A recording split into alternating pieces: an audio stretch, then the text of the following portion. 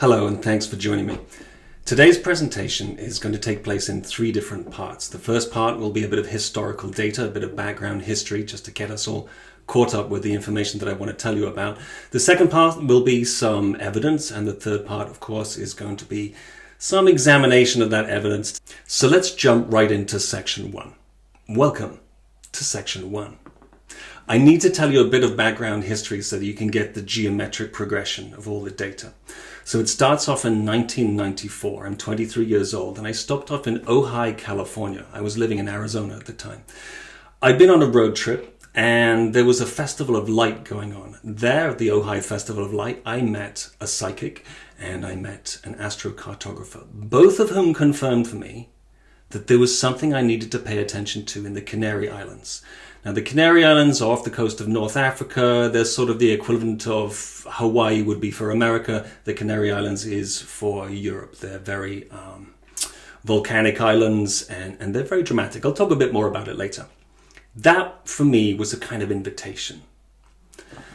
3 years later, I find myself living in the UK. I'm working at a call center for a phone company. I really didn't want to do the job, but I did quite well at it, and they gave me a prize. They gave me £1,500 worth of travel vouchers. Now, if you give me travel vouchers, I'm going to quit the job and leave. And that's exactly what I did. So there's me, 26 years old. I engineered a trip that started off in the Canary Islands and then went through South America. I did Ecuador, I did Peru, and ended up in the Caribbean, in Grand Cayman. So those are my two islands, by the way. I started off in the Canaries, and the island I liked the best was an island. It's the most northwesterly. It's called La Palma. It has pine trees. It's a very odd feeling. It's such a strange feeling to be there because it's very, very steep and it's still very volcanic. You know, you feel like the ground is kind of slippery, like you might slip off at some point. There's dragon trees there. These are some of the most incredible plants I've ever seen. They have a kind of incense. It's their blood. It's called dragon's blood incense. If you've never come across it, it is the most weird incense I've ever come across. It comes out clear, and because there's so much iron coming up from the ground, it dries red once it oxidizes. Check it out. It's the most wonderful stuff. It's just the tip of the iceberg of the strangeness of this particular island. Above the tree line, there are astronomical observatories. And down by the ocean, there are banana plantations, avocados, all the rest of it. It's an interesting place. It's got a lot going for it. I will say that. I'm glad to have gone there twice. But on this trip, I started there, and I actually spent 3 weeks messing around in the Canary Islands. Then I did the trip to Peru. I promise this will end, and you will get your delivery of dopamine. I promise you this will happen. I always deliver.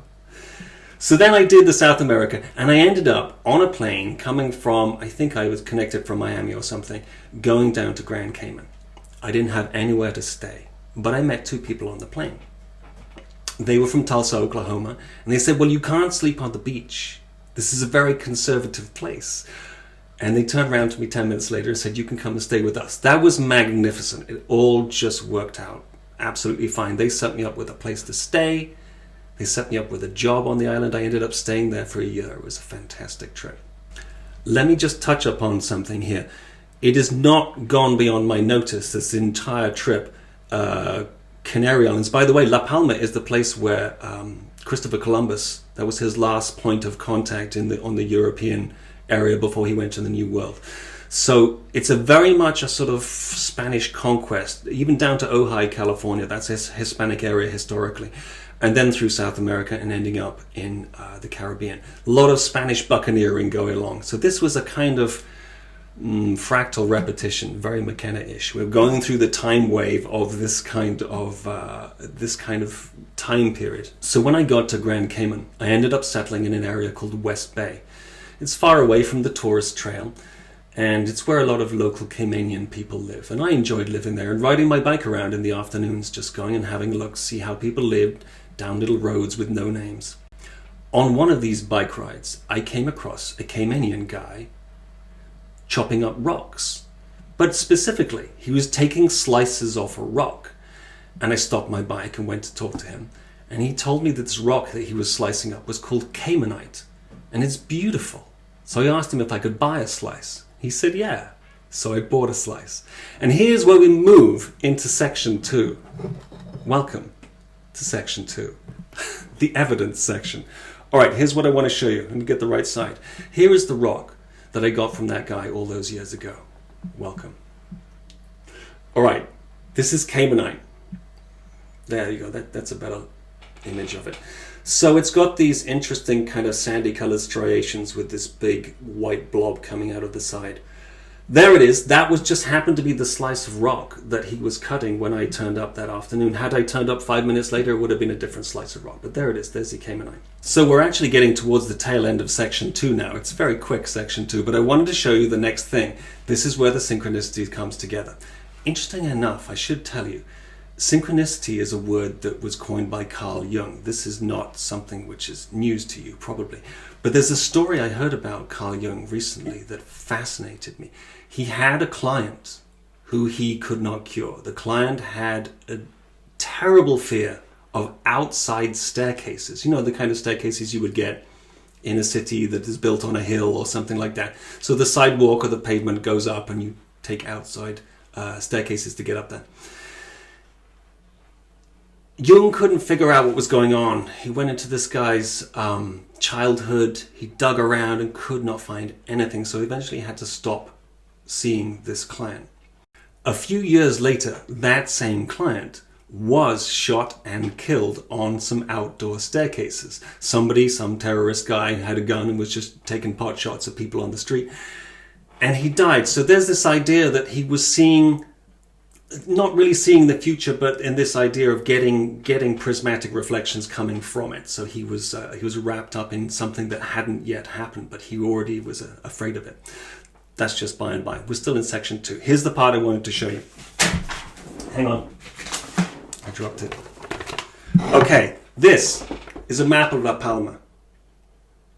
And this is my stone. Now, you can see what I'm getting at. And I know there's a lot that's not right about it. But there's enough, I think, that made me want to make this video. I'm going to put up an easier to view version. Here, let's look at this. All right, so now we can take a look at this. What's going on here? Now, to trace your eyes around the edge, as I say, there are some problems with this, but you'll notice that the white part in the middle of the stone is approximately equal in placement to the center of the volcano. And that is a volcano which burst its bank towards the southwest and just splurged a bunch of material down the side of the hill. There is a city on that big splurge area now. It's called Los Llanos de Aridane.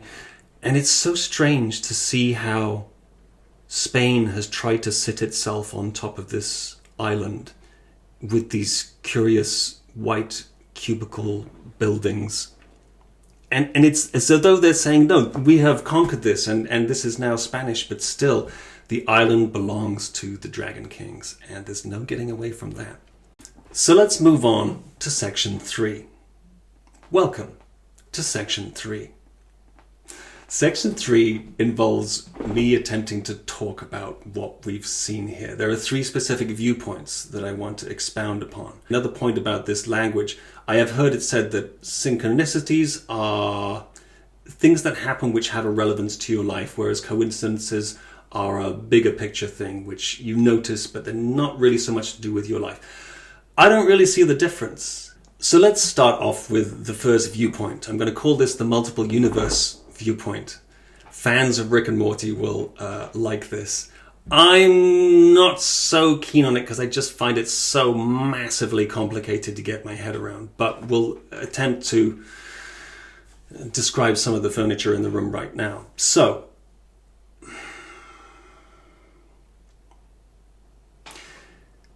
the fact that the rock and the island are approximately the same shape is just chance. It's just something that gets thrown up. For example, the clock, all the hands line up to 12 o'clock at some point, twice a day. Is that specifically amazing? Is that something we need to pay attention to? Not really. It's just a part of the mechanics of a clock. So this is something that has just happened. Another occasion, it might be you find a turnip that looks like your grandfather, or your grandfather looks like a turnip, and you will try to read some information into that and try to read into whatever it is. But it's just, you just happen to be in the universe where you found a rock that looks like an island on the same trip. Never mind the psychic, right? That's one viewpoint. Essentially, we're talking chance here. And the multiple universe thing, I can get some of the data, I can understand some of it, but not all of it. For example, the time stream idea, that we are in a time stream whereby certain things will happen, the destruction of the planet, this, that, and the other, but you can jump time streams to a version of reality where the planet is saved, and etc., etc., etc. Okay, that's certainly something I'm willing to consider. The other consideration is that with this free will thing that you have with all these multiple universes, every time something different happens, you have to create a new universe in order to accommodate the thing that changed. So whether that's you becoming a millionaire, or you doing this, or you doing the other thing, yeah, there's lots of universes that had to get created for all the different time streams. But you're also going to have to be very detailed about it, because every single time a butterfly moves its wings slightly differently on a leaf somewhere in Brazil, you're going to have to build a new universe to accommodate that change, because it's now a new universe with a different set of parameters. So essentially, you're going to have to be building megazillions of new universes every nanosecond in order to make sense of this. There's lots of them. You can go to lots of different time streams. Okay, megazillions of universes, even if the universe is holographic, then it's fine. It doesn't take much effort to build a new universe. But why are we bothering with all these megazillions of new universes? Can we not just invoke Occam's razor and chop it off and just have one universe that we're all comfortable with? Okay, I don't know. I know I haven't answered this, but it's something that's worth coming up with. It has been mentioned to me that this is what's behind most coincidences and synchronicities, is it's just chance. The study of chance is called stochasticity, and it includes things like, well, for example, if you toss a coin 100 times, you'd expect it to be a fairly even spread with a few doubles up here and there. You get 3 heads in a row, 2 tails in a row, something like that. Actually, it's not. If you throw a coin 100 times, one of the weird things that happens is you will get 9 or 10 iterations of the same heads, one after the other. This is how, when people study chance and mathematics and stuff that happens in computers and banking, they can pick up corrupt data that somebody has put in because it doesn't obey these laws of chance. So another way to look at chance is you say you hit a golf ball, and the chance that it will land on any one particular blade of grass is 1,000,000 to 1 or something like that. The chance that it will land on a blade of grass, well, it's 100%. It's definitely going to do that. So the entire versions of what you think of chance somewhere take place between those goalposts. And I don't know enough about it to really dig in any further to that. So what I'm going to do is I'm going to take this whole multiple universe thing about it just being just chance, and I'm just going to slide it over there. I'm just going to slide it over there and just leave it. Okay. Let's go on to viewpoint number 2. Viewpoint number 2 is going to be a lot more familiar and a lot more comfortable. I'm going to call this one the Sirens Call, because there's still some things about these inferences from the synchronicity that I'm not entirely comfortable with, but it's very familiar and I have used it. So let me outline this, the Sirens Call. This is basically saying that it's whatever you want it to be. The meaning is up for you to infer from your own sense of the meaning of the world, where you want to go, how you interpret things, and your motivations to see connections, and your intuition. Intuition, I'm going to mention it a little bit later, because I think our intuition has been squashed by the culture that we have been raised in. Any authentic thinking has been deleted, bleached, shamed out of existence, and we're really having to nurture that sense of intuition in ourselves and find out what it is and find out how to trust it again. Because believe me, I followed intuition to the letter, and I have ended up sleeping in rental cars. So there's something we need to examine a bit further about that. But essentially, the Sirens Call means that you can read what you want. So, say for example, here's my rock and the map. I could read into this rock. This is God talking to me. God wants me to go here, and it's going to be brilliant. I'm going to marry the twin flame, live an amazing life, and levitate before breakfast every day. That's going to be cool. Yes, it could happen. But in this area of inferring data, inferring meaning from things that the universe has spat out and brought to our attention and said, have a look at this. We also have to allow for the fact that if Hitler had found this rock and this map, he might have said, that's God speaking to me. I'm going to now go and build my fortress of darkness on La Palma. So, going to be tricky levitating with the twin flame with the Hitlers living next door. So this brings us into the arena of all divination, tarot cards, pendulums, psychics, you name it. And I love divination. You know, even as I haven't ever torn apart a chicken to see what its bile duct looks like in order to tell the weather or anything like that. But I think I have a sense that everything can be divinatory. You know, what you're listening to on the radio one day, or, you know, the things that you see around you. It's all somehow informational. It's all divinatory. But I love divination, especially tarot cards. They're fantastic to watch. I'm no good at it. You know, you show me the Knight of Pentacles, I'll say, guy on a horse. You might also say, or come to the conclusion, that these sirens calling to you from their rocks with their sweet song are in fact your people, who are saying, look, of course you need to come here and levitate with the twin flame. This is your future. You are seeing visions of it coming back from what is here in the future, and you're getting these prismatic reflections coming to you. Follow the trail. Yes, I like that. And yet,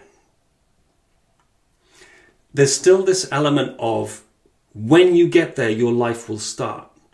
Until then, you're kind of in separation. You've got an outside direction that your life will be brilliant once that happens.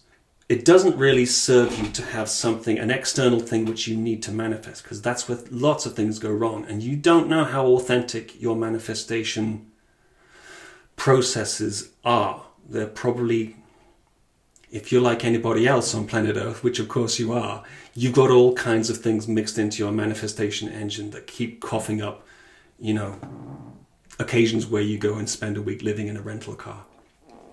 Don't do it. It's not fun. All right, and the last thing I suppose I want to say about this is it's really like Schrodinger's cat. With this viewpoint, it looks great, but you don't know what it's going to be like till you get there. You don't know whether the cat is alive or dead until you open it up. There's quite a lot of stress around this. You can spend a lot of your life running around reading signs and jumping on things because you think it makes sense. And it does, it always does. But sometimes there's a lot of karma attached to those. And you can end up doing a lot of work and sometimes being unhappy. I'm just saying that this viewpoint number 2, needs a little more filling out. We need to see a little bit more of the data and find out how it works, really. For now, I know we haven't sorted that one out either, and it's a familiar one, and we all love it. The Sirens Call. It means God is speaking to you. Off we go. Do your thing. I'm going to push that iceberg-like over here. I'm going to just go and bash it into that other thing about the multiple universes. Here's the next part. Viewpoint number 3. And I'm going to call this one telescoping. It's not a word that is used, but it's just the one that makes sense to me. So it gives an idea of distancing. Here's how telescoping works. And there's a sense of inevitability about this one, even though I'm fond of the first 2. And by the way, thank you very much for sticking with me through the story and through all the other things. But this is really where it's all going to come together, because I think it's It's going to make you feel a bit more relaxed about the whole thing, telescoping. Start off like this. You're an infinite being. You're made of eternity. You're made of stardust. You're not really human. You're taking part in a holographic experience. You are not limited by the human that you are experiencing or any other human beings in the lensing chamber in this holographic thing. You're a star being. You're not from here. You're not bound by the earth. You're not bound by karma. You are not bound by a rock or a supposition or something that a psychic said. You are not bound by what your parents want you to do or what you think you want to do or what your twin flame thinks you want to do. You're not bound by levitation. None of this is real. Okay. Let's take a deep breath and just consider that for a moment. First thing you'll notice, there's a lot more breathing room here. There's a lot more space. We're not trying to figure out which version of reality we want to be in. We're not trying to jump time streams. We're not attempting to go live in a rental car while we figure out what the dream is about. We're simply taking things one step at a time. And this is a place where, from this telescope position out in deep space where you're not human anymore, this is where intuition starts to make sense, because it's clearer. You're not dealing with your human versions of intuition. You're dealing with galactic intuition. And that seems to be a much purer form of seeing what intuition is about. Intuition does not seem to give you, it's a heartfelt thing. It's a heartfelt thing, and it's very immediate. It doesn't give you the view of what you should be doing for the next 10 years. Of course it doesn't. If it did, you'd skip a bunch of bits and you'd miss the whole point. It gives you literally the place where you need to put your foot next. The next footstep is where you're going to go. If you're a wheelchair user, the next place you're going to roll. That's what intuition gives you, and you can trust it, because once you're awake and alive and in this telescope position, you can put your foot where it needs to be. And that might not be in the direction of your dream or the Sirens Call or any of this multiple universe stuff. It might just be, keep cool, calm down, everything is taken care of. Your vaster self knows exactly what's going on, knows exactly where you need to be, when you need to be there, if you need to be there. But most of all, you get the opportunity to relax into your decision making and make some wise decisions that are not influenced by pressure or ego or desire or your willingness to give yourself a nice little dopamine dose in your brain, which feels fantastic, because dopamine happens when it all meets up, when you see connectivity, when you get some kind of pattern emerging and you go, I get it now. That's what we want. We want that conclusive thing. And I don't think the universe is really willing to let us have that. And don't forget, you are the universe. This is not like God saying, hey humans, I'm gonna tell you what to do one step at a time. This is you. You are, a spark of the divine flame. You are a drop in the divine ocean, whatever. You consider the center of the universe. And it's essentially your domain somehow. I don't mean yours personally. I mean, it's yours to feel comfortable in. This human experience is a very brief sojourn. It's a brief, confusing sleep, which we will wake from. Okay, so I think that will be the end of the third viewpoint. Thank you very much for bearing with me through all of these ones. I just want to conclude now by, well, what can we conclude from this? I haven't proved anything. I haven't assisted you at all in what you should be doing with your data, with your synchronicities, and with your what seems to be very conclusive information being given to you by the universe. Notice that third position, by the way, before I just dip completely away from it, that third position does not discount position 1 or 2 happening. If the intuition guides you step by step to levitating with your twin flame, great. Also, the third position, you'll notice, is there's so much freedom of movement in it that you can really pay attention to your own decision making within it. So you get guided, of course. You know, with this expression, people say, well, look, if a door is closed, then it's just not for you. I don't like this idea of closed doors at all, because it's so frustrating when they won't open. You say, why won't it open? Come on, I think I need to go here. But maybe you don't. I tend to think of it now as kind of a curved reflective surface, and whichever part of you is more cosmic is not allowing you to pass through anywhere other than where it wants you to go. So it's a kind of channeling and a funneling, so a kind of reflective, fluid, liquid surface that allows you to go with the flow where you are needed to go. That's something worth mentioning. So, conclusions. I like this idea of, like I mentioned at the beginning, the invitation happens first, and then the means, and then you can go ahead and do it. You know that everything is bang on track when you're getting invitations and means. And then, of course, you know the story about how I found a place to live in Grand Cayman with the people on the plane. Everything just lined up perfectly. Everything was in the flow. I feel like I was supposed to be there. The only thing I can really distill from looking at all of this information is that we need to develop a new lexicon of being able to interpret and understand synchronicities. Because at the moment they mean different things to everybody, and some people just aren't paying attention at all. Don't forget that QAnon loves synchronicities. They love numerology and prophecy. So they're in it too. You have to be aware it can be used for anything. It doesn't necessarily mean that it's all for the highest good. So this idea of creating a new lexicon,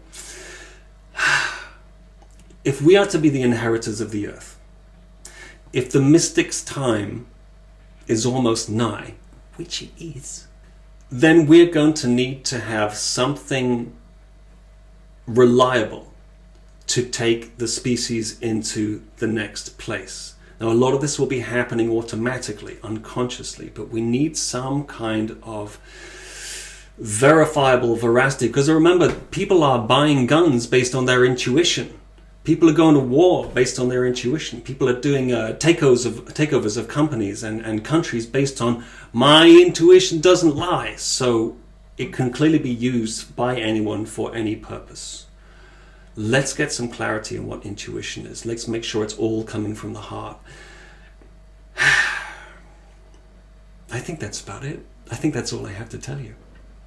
Thank you so much for listening. It's been a great pleasure to be able to get this information out.